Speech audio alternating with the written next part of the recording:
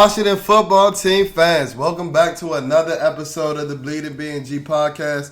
And guys, this is going to be a quick episode because honestly, these guys don't even deserve my time. Washington lost to the Buffalo Bills 43-21. Matter of fact, Washington got dismantled by the Buffalo Bills 43-21.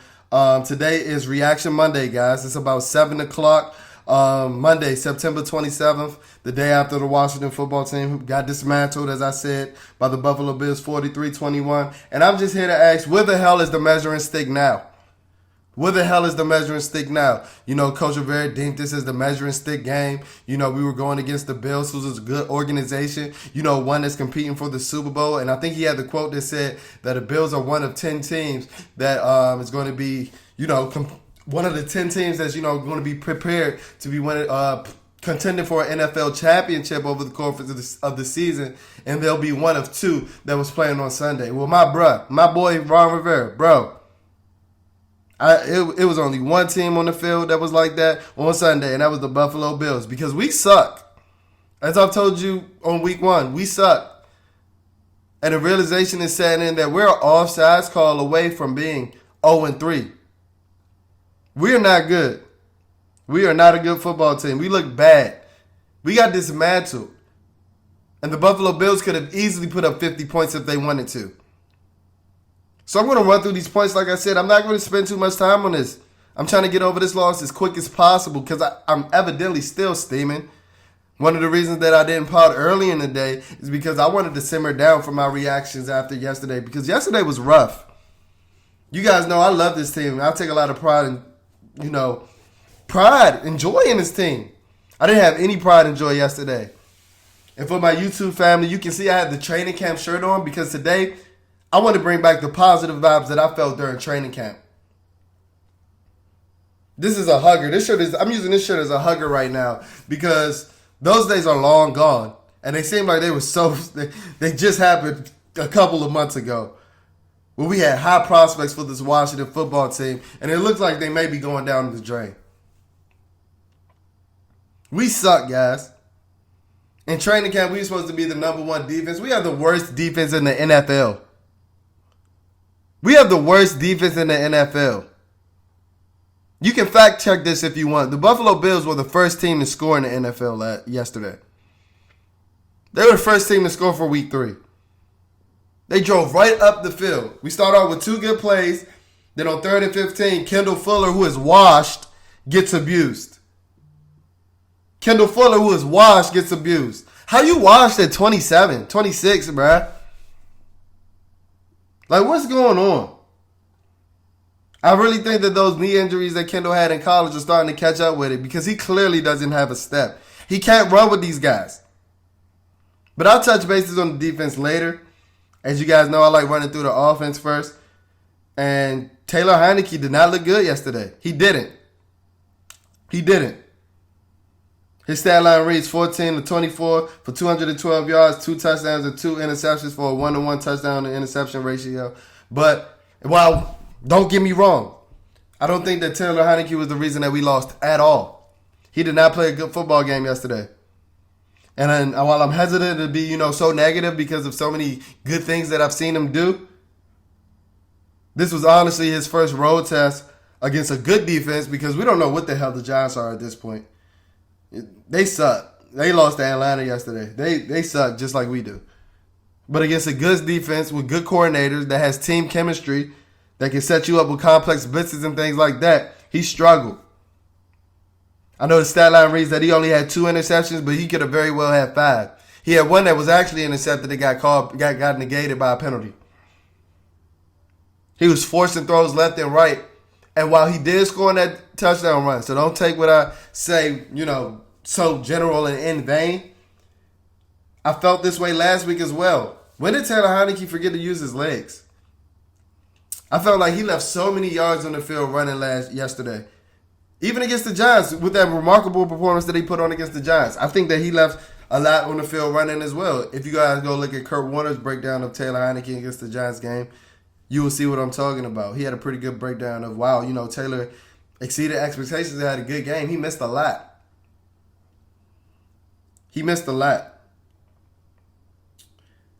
But when did he actually forget like how to run?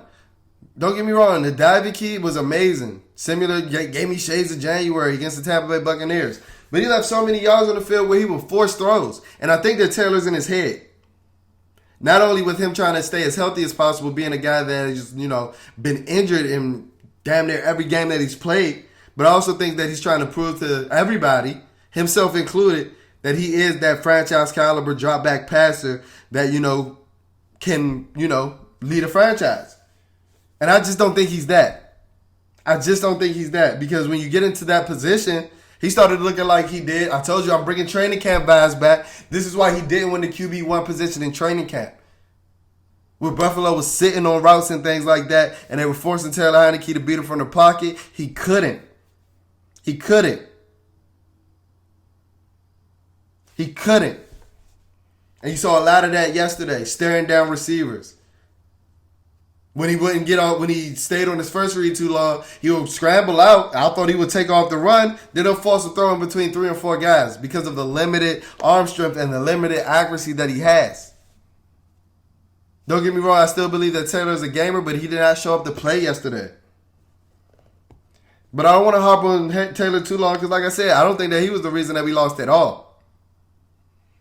Scott Turner, what the hell are you doing, bruh? What the hell are you doing, bruh?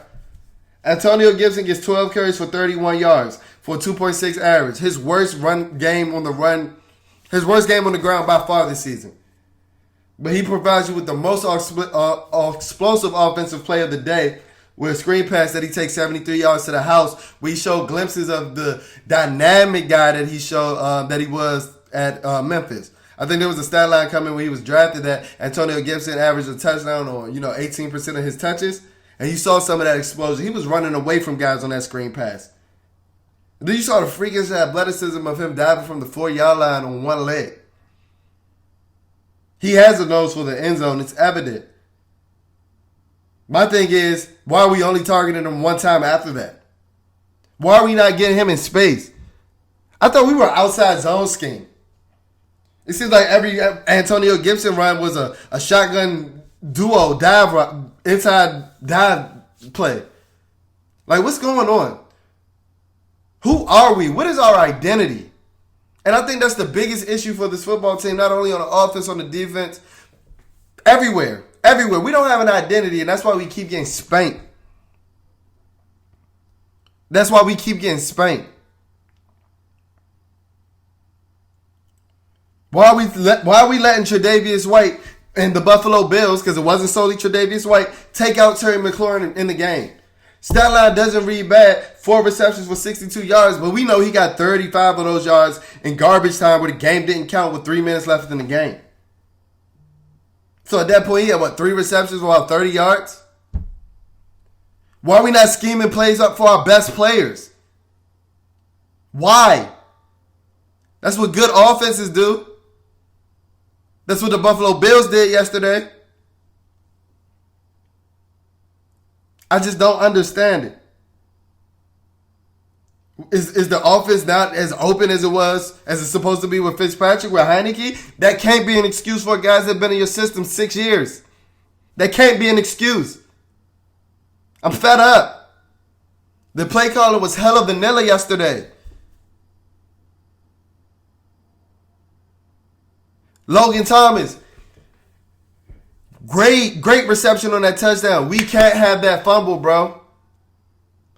We cannot have that fumble, my guy. We can't. We can't. And while it was evident, if you guys know exactly what I'm talking about, he was hyped to play his former team. I guess he wanted to prove something. But that fumble put us in a bad spot. Guys, we got 21 skunked in damn near the first quarter. My video game heads know exactly what I'm talking about. We had to pass the sticks. Buffalo made us give up the sticks.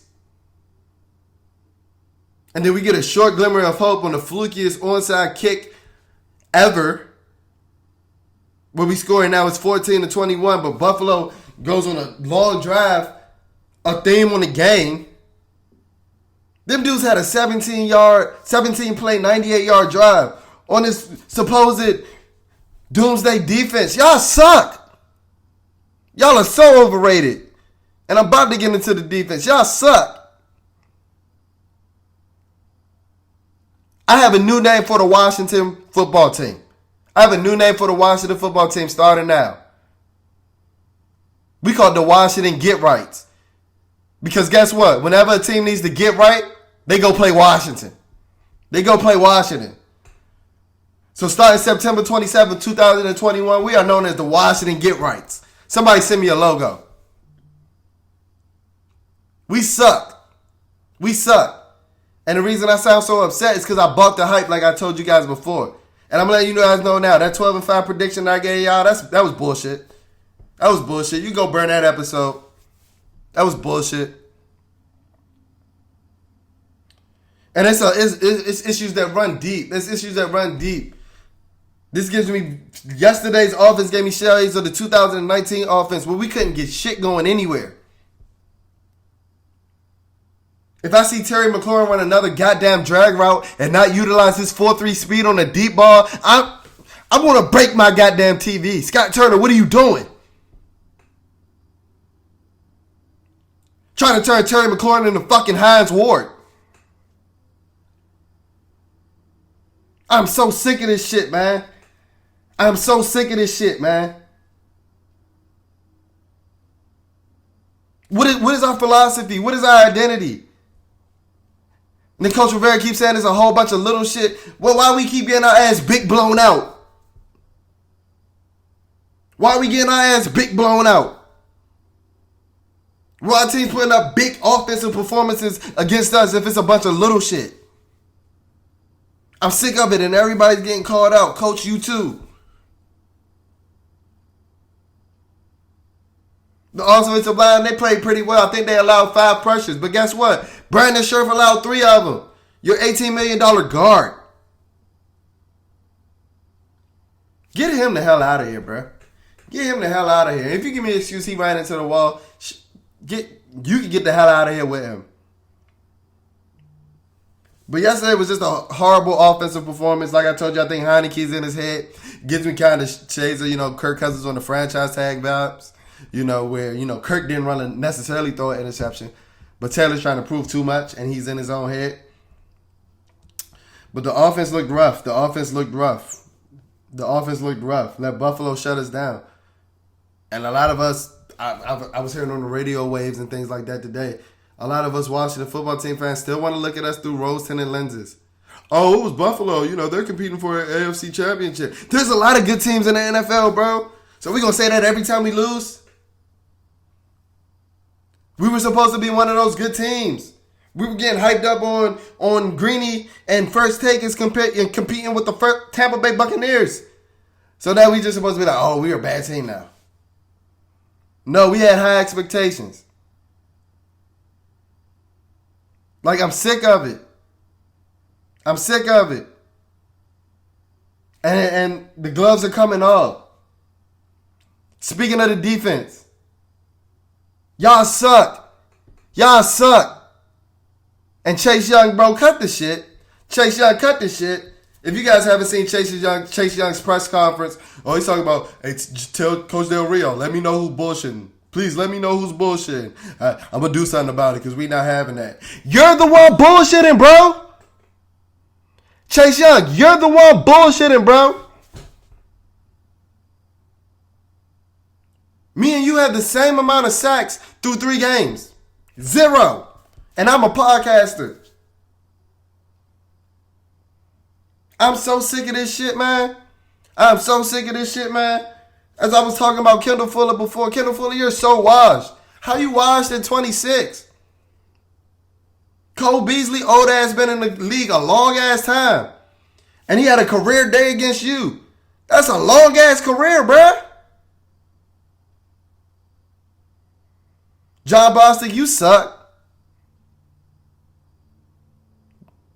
Cole Holcomb, I feel like we may think you're a little better than you are because you're the only decent linebacker on our team right now.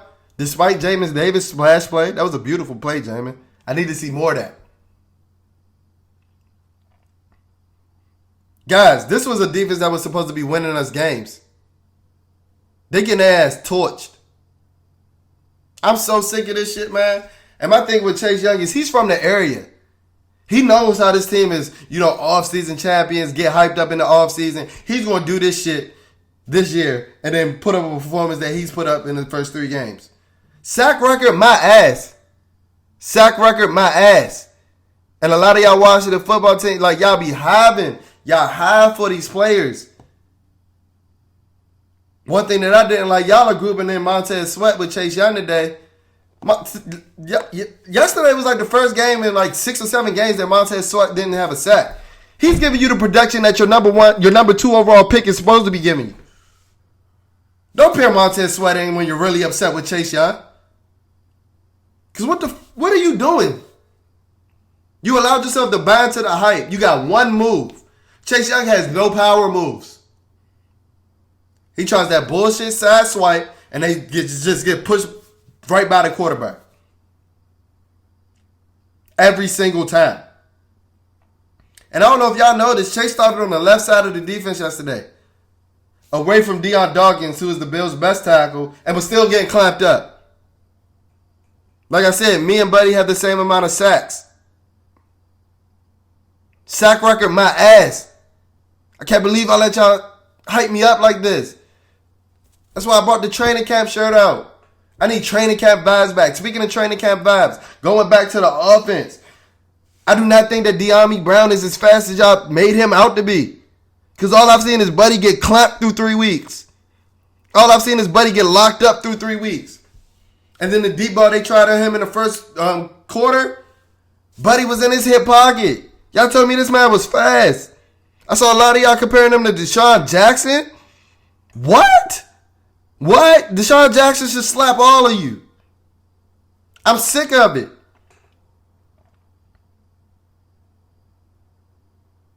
Shay's a 2019 offense. And like I said, I'm mad at myself. Because in reality, we were 7-9. We beat a lot of bad defenses last year. And I thought that Curtis Samuel and Ryan Fitzpatrick were going to move the needle. I really thought that. I thought that Curtis Samuel and Ryan Fitzpatrick were going to move the needle. And guess what? By quarter 3 of week 1, neither of them guys were giving you anything on the offensive end. They weren't even on the field. Where's Curtis Samuel? Buddy's like Waldo. I don't even see him on the sidelines. I told y'all I'm not giving you too much on this episode because I'm sick of it. I'm tired of buying the hype.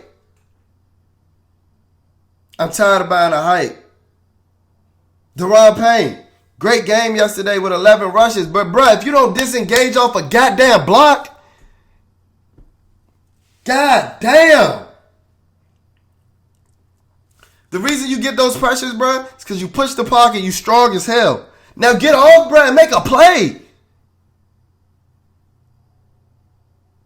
What is our scheme? And then we forcing Landon Collins to play. Got my man Cam Curl out of position playing free safety. Let's face it, Cam Curl is better than Landon Collins at this point. I don't care what you're paying him. Stop killing your team's chances by trying to make him feel good. Rotating 3 safeties with no cohesion. There's no cohesion on the back end.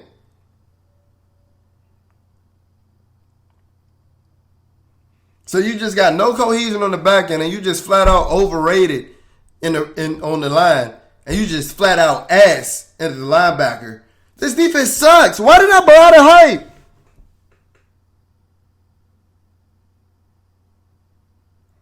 Why did I buy the hype?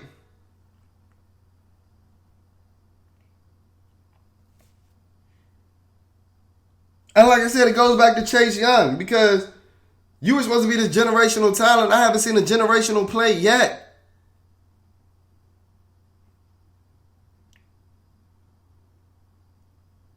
I just made a tweet that said that Myles Garrett is what we thought Chase Young was. And I got a lot of flack for it. Like I told y'all before, I love Chase's potential. Oh, you're comparing a 5th-year player to a 2nd-year player. Myles Garrett had 4 sacks in his first 3 games of his 2nd year. Debate your mother, because you can't debate those numbers. So stop trying to debate me. This team got to get their shit together or somebody needs to get fired. Like 45 on The Apprentice. I don't really acknowledge him by name, but like 45 on The Apprentice. You're fired.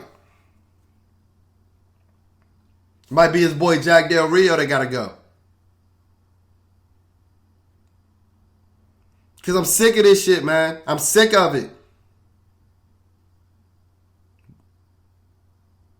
We allowed ourselves to buy our hype. But they're buying the hype too, and it's clear. It's clear. Please take me back to training camp. Please. Please. Because that seemed to be the only thing that we could ever hold on to as a Washington football team fan. We don't have a philosophy. We don't have an identity. We don't have shit. We don't. We don't have shit. And at this point, I don't have anything else to get this team. We'll definitely give you a preview episode for the Atlanta Falcons because they suck. And if we don't beat them,